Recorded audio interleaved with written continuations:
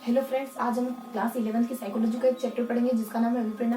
अभिप्रेरणा chapter को अपन detail से देखेंगे, उसकी सारी नॉलेज देखेंगे। मतलब एक भी चीज ऐसी नहीं होगी जो अपन बुक से छोड़ेंगे। आरबीएससी की बुक का एक चैप्टर अभिप्रेरणा, उसको अपन अच्छे से देखेंगे। तो चलो शुरू करते हैं अभिप्रेरणा चैप्टर। देखो अभिप्रेरणा चैप्टर आ जाता है, चैप्टर का नाम है अभिप्रेरणा। चैप्टर का नाम है हमारा अभिप्रेरणा। एक सेकंड रुकना, अभिप्रेरणा चैप्टर के बारे में पढ़ेंगे। अब ठीक है, अभिप्रेरणा चैप्टर के बारे में पढ़ेंगे। देखो अभिप्रेरणा चैप्टर को मूलतः अपन 5 भागों में बांट सकते हैं। इस पूरे 5 के 6 भागों में बांट सकते हैं। इस पूरे चैप्टर को आरबीसी की बुक में 5 भागों में 6 भागों में बांटा गया। कौन कौन से भागों में बांटा गया देखो सुनते हैं। सबसे पहले आ जाता है अभिप्रेरणा का अर्थ क्या है, यानी अभिप्रेरणा का मीन्स क्या है। तो what is the means of अभिप्रेरणा, यानी मोटिवेशन का अर्थ क्या है। दूसरा जाता है कि अभिप्रेरणा के कुछ मूलभूत संप्रत्यय आ जाते हैं, कुछ मूलभूत कॉन्सेप्ट आ जाते हैं। उसके बाद थर्ड हेडिंग आ जाती है अपनी अभिप्रेरणा की पूरी सर्कल क्या है, यानी अभिप्रेरणा की साइकिल क्या है, अभिप्रेरणा का चक्र है वो क्या है। उसके बाद आ जाता है अपने जैविक कार्य क्या है। उसके बाद आ जाता है अपने मनोसामाजिक कार्य क्या है। उसका छठा आ जाता है अपने मेस्लो का सिद्धांत आ जाता है। तो कौन कौन से अपने कितने आ जाते हैं, इसमें 6 पॉइंट आ जाते हैं। यानी कि अभिप्रेरणा के चैप्टर में आरबीसी की किताब में कितने टॉपिक दिए गए, 6 टॉपिक दिए गए। कौन कौन से टॉपिक दिए, सबसे पहले अभिप्रेरणा की आवश्यकता के बारे में बताया जाता है। उसके बाद अभिप्रेरणा की मूलभूत संरचना के बारे में बताया जाता है, मूलभूत कॉन्सेप्ट के बारे में बताया जाता है। उसके बाद अभिप्रेरणा के चक्र के बारे में बताया जाता है। उस पर 2 आ जाते हैं अपने, एक तो अपने जैविक कारकों के बारे में बताया जाता है, एक सामाजिक कारकों के बारे में बताया जाता है। उसके बाद लास्ट कौन सा आ जाता है, लास्ट अपने मेस्लो का सिद्धांत आ जाता है। तो इन 5 हेडिंग के बारे में फटाफट से देख लेते हैं। कौन से कितने हेडिंग आ जाती है, 5 हेडिंग आ जाती है। कितनी हेडिंग आ जाती है, 5 हेडिंग आ जाती है। सबसे पहले आ जाती है अपनी अभिप्रेरणा की आवश्यकता। अभिप्रेरणा क्या अर्थ है, क्या था अभिप्रेरणा क्या अर्थ है। उसके बाद क्या था, कुछ मूलभूत संकल्पनाएं थी। मूलभूत संकल्पनाएं क्या थी, मूलभूत संकल्पनाएं क्या थी, मूलभूत संकल्पनाएं। उसके बाद नेक्स्ट क्या जाता है, नेक्स्ट जाता है अभिप्रेरणा चक्र आ जाता है।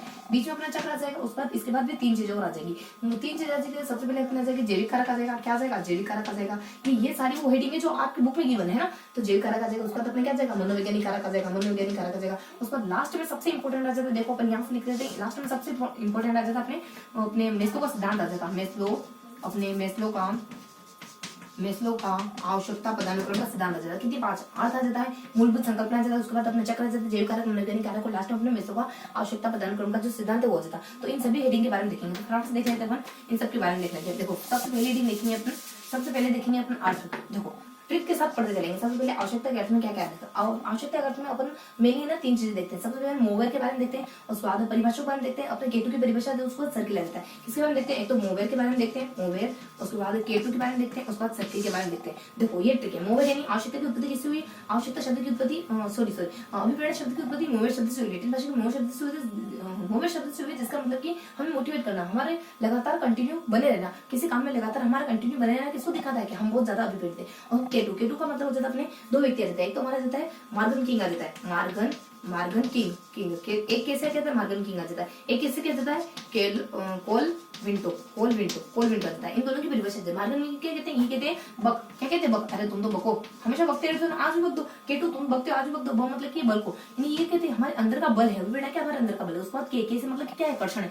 उसके बाद कैसे क्या है, यानी कल्पना है। कैसे क्या रहती, कल्पना यानी अंतर, यानी हमारे अंदर पाई जाने वाली ऐसी कल्पना है जिसको अपन वास्तविकता में परिणत कर देते हैं। ये हमारे कॉल विंटो की परिभाषा आ जाती है। तो इन दोनों की परिभाषा। उसके बाद सर्किल में क्या बताया जाता है, ये 3 4 चीजें बताई जाती है। सर्किल में क्या 3 4 चीजें बताई जाती है। सर्किल में सबसे पहली चीज बताई जाती है सर्किल में आवश्यकता। क्या बताई जाती है, आवश्यकता।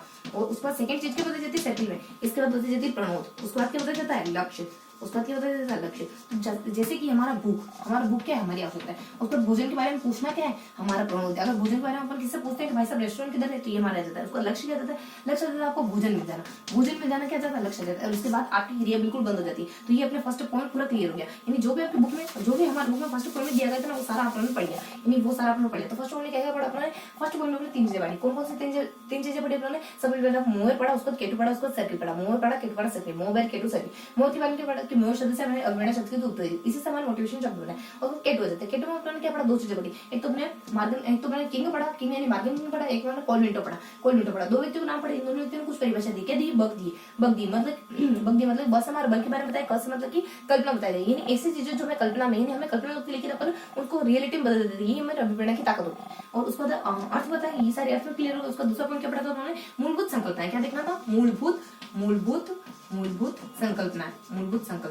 मूलभूत संकल्पना किसकी, अभिप्रेरणा की मूलभूत संकल्पना। तो अभिप्रेरणा की मूलभूत संकल्पना में कौन सी चीजें आती है, वो की वही चीजें आती है जो अपने सर्किल में पढ़ा था। नहीं सर्किल में पढ़ा था ना, अपने आवश्यकता पढ़ा था, उसका प्रणोद पढ़ा था, उसका अपना लक्ष्य पढ़ा था। तो वो की वही सारी चीजें आ जाएगी। यानी इसमें 4 चीजें बताई जाती है बस। इसमें कितनी चीजें बताई जाती है, 4 चीजें, 1 2 3 और 4। कौन सी 4 चीजें, सबसे पहले आवश्यकता आ जाता है, उसके बाद यहाँ पे प्रणोद आ जाता है।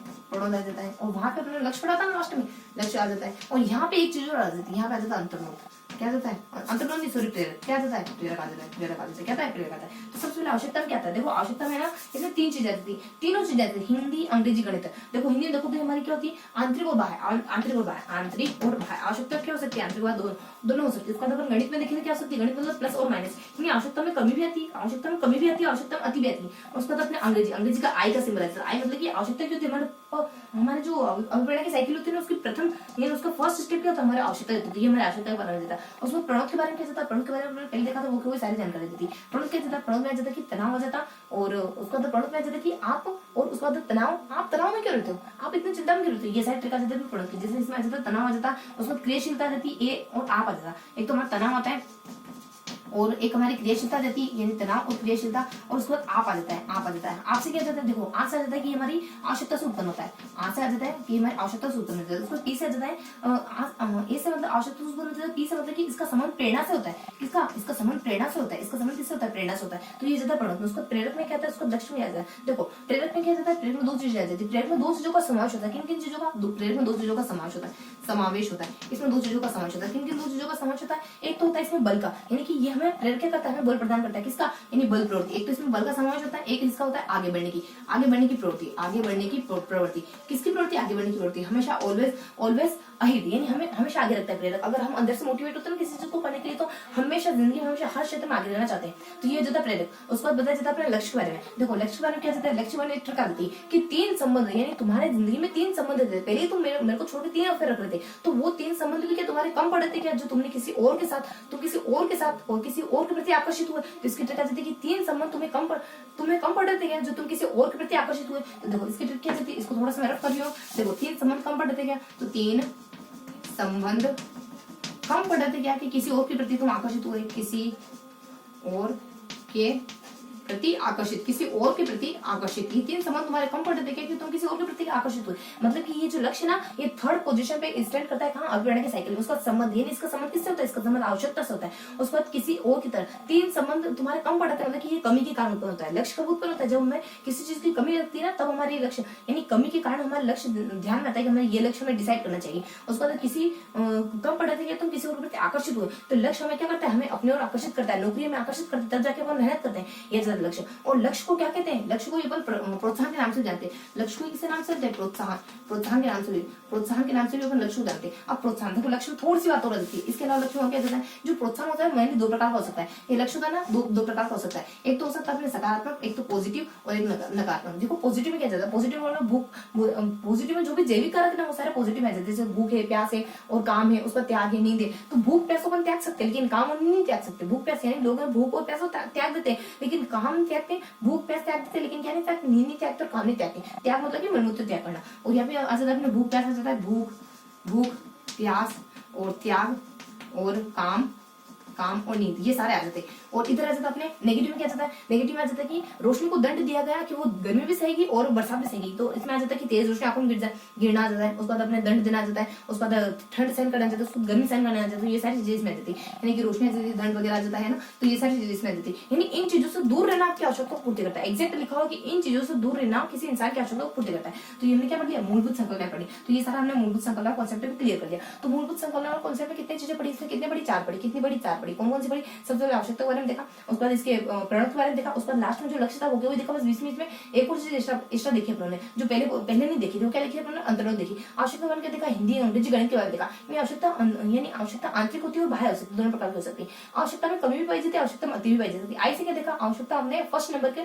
फर्स्ट स्टेप आता है। आवश्यकता हमारी पूरी साइकिल होती है, आवश्यकता की अभिप्रेरणा की जो साइकिल होती है उसका फर्स्ट स्टेप हमारी आवश्यकता होती है। उसके बाद सेकंडली हमने क्या देखा, सेकंडली हमने देखा प्रणोद के बारे में। प्रणोद के बारे में क्या देखा, प्रणोद मान लो प्रणोद नाम के कोई अंकल है, वो कहते हैं हमेशा तनाव रहते हैं। आप हमेशा तनाव में क्यों रहते हैं, तो इसमें आ जाता है कि अपने तनाव क्रियाशीलता की अवस्था आ जाती है, आ जाता है कि हमारी आवश्यकता से उत्पन्न होता है। उसको पी से आ जाता है कि इसका संबंध प्रेरणा से होता है, इसका संबंध प्रेरणा, जैसे अंकल कह रहे हैं तो मान लो प्रेरणा नाम की उनकी कोई आंटी, तो प्रेरणा से इसका संबंध हो जाता है। हमें चीजें याद रखनी है, चाहे किसी भी तरीके से रखो, ठीक है। एग्जाम में ये नहीं पूछना आपने चीजें कैसे याद रखी, उसको तो ज्यादा माइंड नहीं करना आपने। उसका नेक्स्ट अपने लास्ट में देखा था अपने लक्ष्य बन देखा था। लक्ष्य बन के देखा कि आपको तीन लक्ष्य, मान लो आपका हस्बैंड का नाम लक्ष्य, मान लो XYZ कोई है, उसके पति का नाम लक्ष्य, तो वो कह रही है कि आपको तीन संबंध भी कम पड़े थे जो आप किसी और के प्रति आकर्षित हो गए। आपके तीन अफेयर तो पहले से थे, तो तीसरा नंबर आ जाता है। उसका 3 संबंध, इसका संबंध आवश्यकता से होता है 3 संबंध की कमी, यानी कमी के कारण अपने लक्ष्य डिसाइड करते हैं अपन और कम पढ़ते तो आप दूसरे के प्रति आकर्षित होते हैं। लक्ष्य क्या होता है, हमें आकर्षित करता है। इसका अदर नाम कहता है प्रोत्साहन होता है। प्रोत्साहन मैंने कहता है 2 प्रकार का हो सकता है, एक सकारात्मक हो सकता है, नकारात्मक। सकारात्मक क्या आ सकता है, सकारात्मक सॉरी एक हाँ सकारात्मक और नकारात्मक आ सकता है। सकारात्मक क्या हो सकता है, जैविक भी कहते हैं सकारात्मक। उसको नेगेटिव को क्या कहते हैं, नेगेटिव को कहते हैं अपन की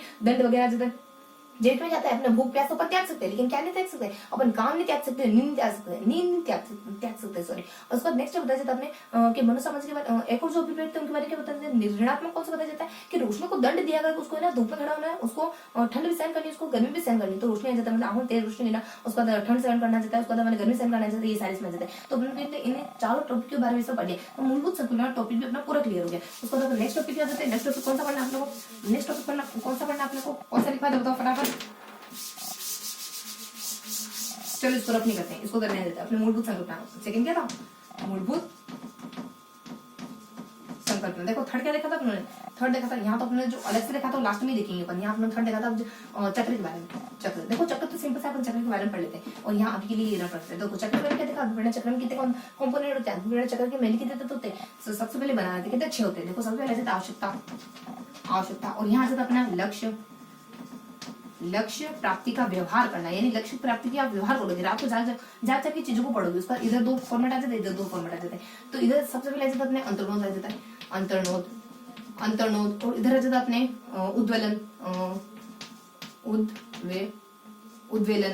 उद्वेलन और यहाँ पे आ जाता अपने 2 चीजें आ जाती है। जैसे इस तरीके से देखो चीजें याद आती है, लेकिन दिक्कत वो है कि अगर एकदम बिल्कुल व्यवस्थित तरीके से याद करता है तो भी चीजें याद होती है। आवश्यकता जाता है उत्तर सबका अपना अपना याद करने का तरीका होता है।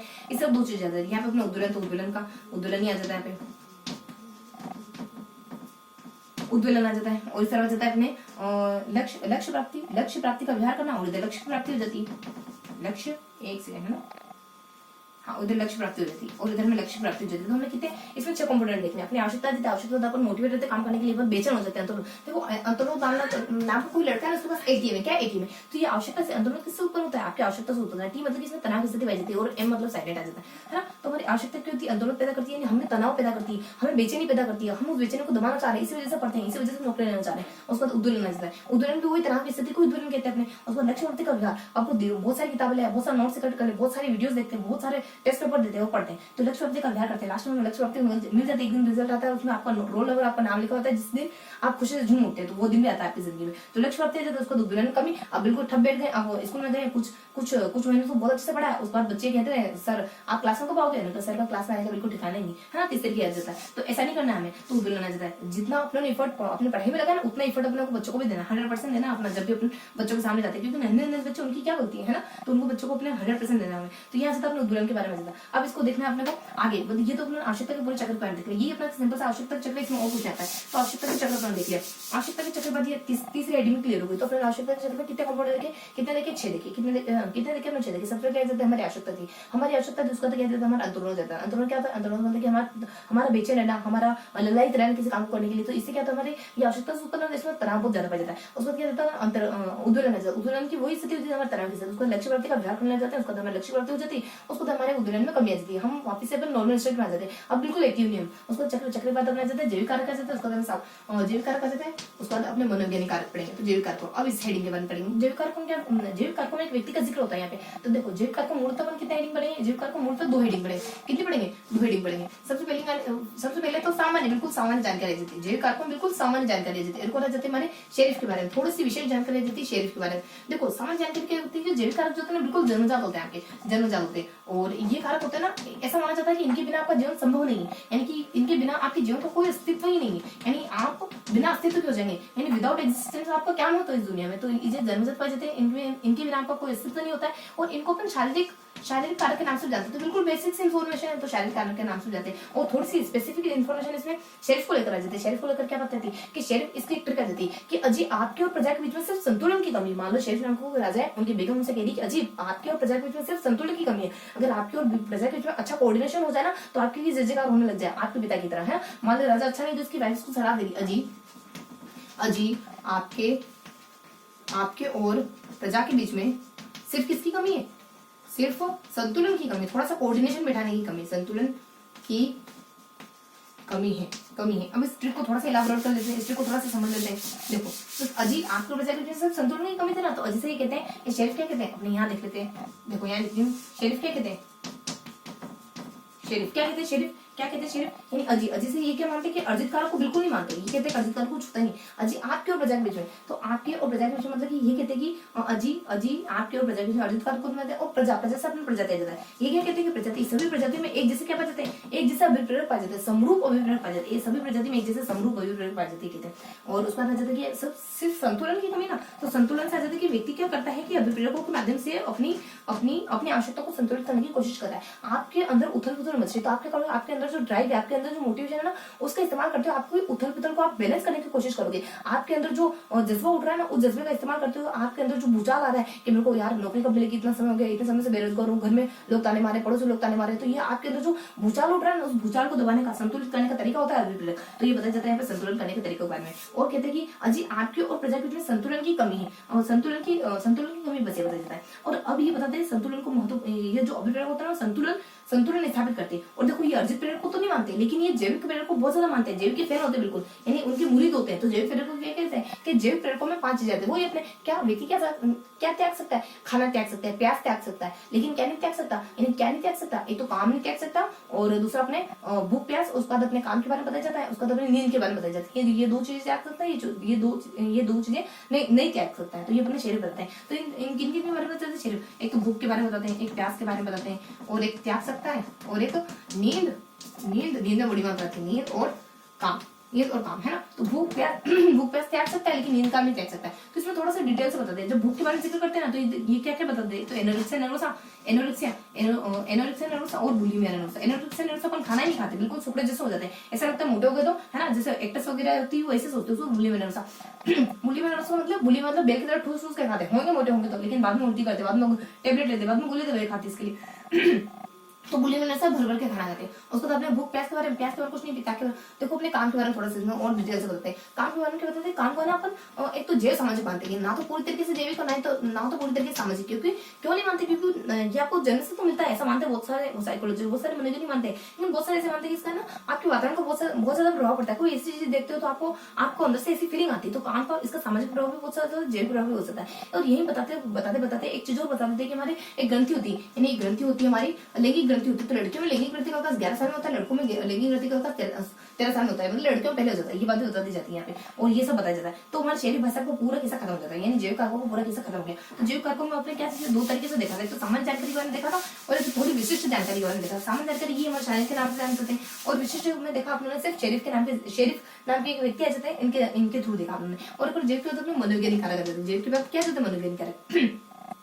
अब देखेंगे मनोवैज्ञानिक कारकों में, देखो मनोवैज्ञानिक कारक क्या होते हैं, जो हमें जैसे हमें समाज में प्रतिष्ठा चाहिए, समाज में सम्मान चाहिए, समाज में ऐसा हमारा नाम चाहिए, समाज में फेम चाहिए, पैसे चाहिए, तो ये सारे कारक होते हैं मनोवैज्ञानिक कारक होते हैं। इन जैविक कारक बहुत निम्न तबके के होते हैं, ये तो जानवरों में पाए जा सकते हैं, लेकिन मनोवैज्ञानिक कारक एक अच्छे इंसान में पाए जाते हैं। देखो मनोवैज्ञानिक कारक में मनोवैज्ञानिक कारक में बहुत सारी चीजें ऐसी होती है जो एक मनोवैज्ञानिक कारक जिसमें होता है ना, उस व्यक्ति में पाई जाती है। तो इसमें ना 2 ट्रिक आ जाती है। एक हो जाता है कि मोहित ने इतना प्रभावशाली, मतलब कि मोहित ने इतनी प्रभावी लीडरशिप करी कि उसकी प्रतिष्ठा इतनी बढ़ गई कि वो लोगों को नियंत्रित करने लगे, मतलब उसके अंडर अपन लोग आने लगे तो लोगों को नियंत्रित करने लगे। इसमें 2 ट्रिक आ जाती है। तो ट्रिक नंबर फर्स्ट की, क्योंकि चीजों की हर चीज हर एक अल्फाज हर एक शब्द याद होना चाहिए, क्योंकि एग्जैक्ट शब्द पूछते हैं ना, ऐसे तो हमें पता है कि मनोवैज्ञानिक कारक में विशेषता क्या होती है, लेकिन कहते हैं कि खेल को तो अधिक पाया जाता है। तो ऐसी चीजें जो सामने आती है तो चीजें हम कंफ्यूज हो जाती है, तो कंफ्यूज नहीं होना। ट्रिक फर्स्ट आ जाती है, उसका ट्रिक सेकंड आ जाती है। तो हमें सारी चीजों को ध्यान रखना है। ट्रिक फर्स्ट क्या कहती है कि मोहित ने इतना प्रभावी दिया, मोहित ने प्रभावी नेतृत्व किया, मोहित ने इतना प्रभावी नेतृत्व किया कि उसकी प्रतिष्ठा बहुत ज्यादा बढ़ गई। तो वो क्या करने लगा, लोगों को नियंत्रित करने लग गया। और पहले तो सहायक था, पहले तो हेल्पिंग हेड की तरह कार्य करता था लोगों के। पहले तो सहायक था, लेकिन अब लोगों को नियंत्रित करने लगा। पहले सहायक था, लेकिन अब तो पहले था, है ना, पहले बिफोर, अब आफ्टर, अब ये करने लगे। देखो मोहित मतलब कि ये लोगों को अपने ओर आकर्षित करना चाहते हैं, लोगों को अपने ओर मोहित बनाना चाहते हैं, मतलब लोगों को अपने ओर अट्रैक्ट करना चाहते हैं। उसके बाद मोहित ने प्रभावी नेतृत्व करना चाहते हैं और अपना प्रभाव जमाना चाहते हैं लोगों के बीच में। उसका प्रभावी नेतृत्व किया कि प्रतिष्ठा इतनी बढ़ गई, हमेशा प्रतिष्ठा पाने की चाह रहती है इनको, लोगों को नियंत्रित करने की चाह रहती है इनमें, और लोगों की हेल्प करना ये अच्छा मानते हैं, क्योंकि लोगों की हेल्प करेंगे तो लोग इनको जानेंगे, इनका नाम होगा, इनका फेम होगा, है ना, और लोगों के बीच में इनका दबदबा फैलेगा। तो ये आ जाते फर्स्ट। उसका सेकंड ट्रिक आ जाती है इसमें कि जिन लोगों में अपने मनोवैज्ञानिक कारक अधिक होते हैं ना, उन लोगों में कौन कौन से गुण पाए जाते हैं। उन लोगों के गुण के लिए ट्रिक आ जाती है कि जो राजनेता होते हैं ना वो हड़प की नीति करते हैं, यानी राजनेता हड़प की नीति के थ्रू लोगों पर अपने नियंत्रण स्थापित करना चाहते हैं। तो ये बात ना तो टीचर को पसंद आती है ना बिजनेसमैन को पसंद आती है। तो इसकी ट्रिक आ जाती है कि जो राजनेता होते हैं मतलब नेता वगैरह होते हैं वो समाज के जो निम्न तबके के लोग होते हैं ना, सामाजिक निम्न तबके के लोग, तो उनका सामान हड़प लेते हैं। मतलब सामान जो स्लम एरिया वगैरह होता है ना वो हड़प लेते हैं, बेचारे वो तो कुछ कर नहीं पाते। तो राजनेता सामान जो अपने सामाजिक निम्न स्थिति के लोग होते हैं ना उनका सामान हड़प लेते हैं, उनका सामान हड़प लेते हैं, उनका सामान हड़प लेते हैं। तो ये बात किसको पसंद नहीं आती? एक टीचर को पसंद नहीं आती, एक अध्यापक को पसंद नहीं आती, उनसे बिल्कुल पंक्चुअल यानी कि आकर्षक टीचर को पसंद नहीं आती। और किसको पसंद नहीं आती? एक बिजनेसमैन को पसंद नहीं आती। बिजनेसमैन कैसा है? और टीचर तो अपना पंक्चुअल ये नियमित यानी कि पंक्चुअल यानी कि समय, एक टीचर को प्रभावी बहुत ज्यादा इफेक्टिव टीचर है, बहुत प्रभावी, उसको व्यक्तित्व में ऐसे गुण है कि देखकर लगता है हाँ टीचर होते सा। तो प्रभावी टीचर को और एक आकर्षक बहुत हैंडसम सा आकर्षित व्यापारी को वो चीजें पसंद नहीं आती। और ये राजनेता सामाजिक जो समाज में निम्न तबके के लोग हैं तो उनका सामान हड़प कर उन पर नियंत्रण स्थापित करना चाहते हैं। सामान हड़प कर, देखो थोड़ा समय से सामान हड़प कर उन पर नियंत्रित स्थापित करना चाहते हैं। और ये इस प्रकार का जो खेल है ना, इस प्रकार का खेल तो कुछ एक इस प्रकार का जो खेल है ना, यानी राजनीतिक समाज के निम्न तबकों के पास जो सामान है ना उसको हड़प करके उन पर नियंत्रण स्थापित करना चाहते हैं। तो इस प्रकार का जो गंदी राजनीति ना, तो इस प्रकार का खेल है ना वो कुछ एक लोग जो हमारे कुछ एक शिक्षक हैं, कुछ एक पॉलिटिक्स, कुछ एक बिजनेसमैन है तो उनको कतई पसंद नहीं आता। तो हमारे ट्रिक आ जाते हैं। जिससे राजनेता तो ये लोग क्या बनना चाहते हैं? राजनेता बनना चाह रहे होते हैं। उसको समाज के निम्न तबके, ये मतलब कि समाज में कुछ निम्न लोगों के साथ ही कुछ एक लोगों के साथ ही संबंध रखते हैं, यानी सामाजिक निम्न लोगों के साथ इनका संबंध होता ही नहीं। उसके बाद क्योंकि जो सामाजिक निम्न तबके के लोग होते हैं ना उनके साथ ही अच्छा संबंध रखते हैं ताकि इनका समाज में नाम हो, फेम हो। उसके बाद अगला पता चलता है कि सामान, यानी ये क्या करते हैं? ज्यादा से ज्यादा सामान इकट्ठा करने की कोशिश करते हैं। उनको ये लगता है कि अगर ज्यादा सामान इकट्ठा करेंगे तो हमारा प्रभाव होगा। सबको ये दिखाने की कोशिश करते हैं मेरे पास तो ये है, मेरे पास तो ये। कोई भी मेहमान घर पे क्यों नहीं है, मेरे पास वो प्लॉट है, मेरे पास इतनी गाड़ी, मेरे पास इतने बंगले, सबको गिनाते रहते हैं। और तो प्रभावी ये हमेशा चाहते हैं कि सब पर इनका प्रभाव हो। और उसका नेक्स्ट पता चलता है टीचर, ये हमेशा टीचर बने, जैसे पेशे होते हैं ना वो बनना चाह रहे होते हैं ताकि इनका नाम हो, इनका रुतबा हो। और नेक्स्ट होता है आकर्षित, यानी हमेशा एकदम वेल फिट दिखना चाहते हैं, यानी ऐसे मस्कुलर दिखना चाहते हैं कि लोग कहें कि वाह बॉडी होते ऐसी हो, लड़कियों में बॉडी होते ऐसी हो और लड़कों में बॉडी होते ऐसी हो, ऐसा दिखना चाहते हैं। उसका व्यापारी हमेशा बिजनेसमैन बनना चाहते हैं क्योंकि व्यापारी का बहुत ज्यादा दबदबा होता है समाज में। उसका नियंत्रित, हमेशा लोगों को कंट्रोल करने की इनकी चाह होती है। खेलकूद में भाग लेना चाहते हैं क्योंकि खेलकूद प्रतियोगिता में भाग लेंगे तो लोग इनको जानेंगे। उसको कुछ गिने चुने कुछ एक लोगों के साथ इनका संबंध होता है। तो ये अपने मनोसामाजिक कारक के बारे में भी पढ़ लिया। ये था अपना मनोसामाजिक कारक। उसका नेक्स्ट अपना लास्ट क्या देखना था? खाली अपना लास्ट देखना था अपने अब मास्लो का अभिप्रेरणा सिद्धांत, जो हमने बीच में देखा था। सबसे महत्वपूर्ण है अपने मास्लो का अभिप्रेरणा सिद्धांत, मास्लो का अभिप्रेरणा सिद्धांत।